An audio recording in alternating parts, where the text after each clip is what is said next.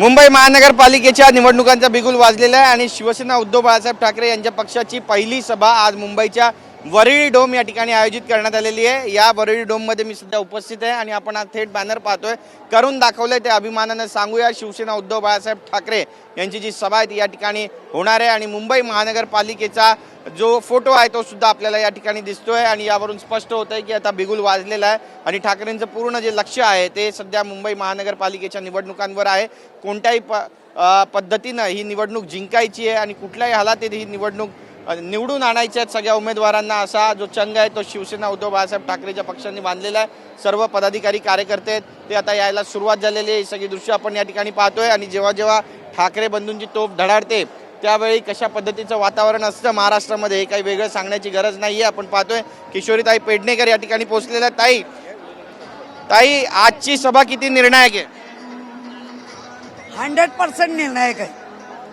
16 तारीख हा पूर्वनियोजित कार्यक्रम आणि 16 जानेवारी हा नियतीचा निर्णायक निर्णय आहे।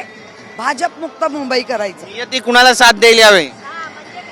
नियती आम्हाला दिला, कारण महानगरपालिकेला आम्ही जेव्हा निघालो 7 मार्च 2022 93,000 करोडचं बजेट होतं। आता ते बजेट खिळखिळं कोणी केलं? एक महत्त्वाचा प्रश्न, आशिष शेलार म्हणतात मुंबईचा महापौर हा महायुतीचा असेल, मराठी असेल, पण शिवसेनेचा महापौर कुठल्या गल्ली मोहल्ल्यातल्या येणार आहे ते त्यांनी स्पष्ट करावं। गल्ली मोहल्ला हेच नरेटिव्ह आहे। तुम्ही जाऊन टोप्या घालून बिर्याणी खायच्या आणि आम्ही गल्लीतलेच आहोत म्हणून आम्ही दिल्लीत पण आमचे खासदार पाठवले, ते आम्ही गल्ली ह्याच्यामधूनच आमचा महापौर होणार। आशिष शेलार ठामपणे सांगतात की 16 तारखेला उद्धव ठाकरे यांच्या शिवसेनेला हरवण्याचा मुहूर्त मुंबईकरांनी काढला, याला उत्तर कसं देईल? मुंबईकरांनी काढला नक्कीच नाहीये।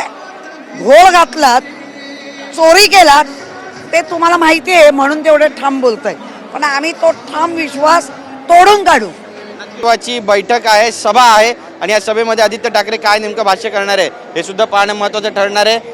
व्यासपीठ सजलेलं आहे, भव्य दिव्य असं व्यासपीठ जे आहे ते आपल्याला या ठिकाणी पाहायला मिळतंय आणि एकंदरीतच करून दाखवलं ते अभिमानानं सांगूया। त्यामुळे अभिमानानं काय काय सांगितलं जाणार आहे आणि यावर मराठी माणूस कशा पद्धतीनं विश्वास ठेवणार आहे हे देखील पाहणं महत्त्वाचं ठरणार आहे। कॅमेरा पर्सन योगेश सावंतसह गिरीश गायकवाड, TV9 मराठी, मुंबई।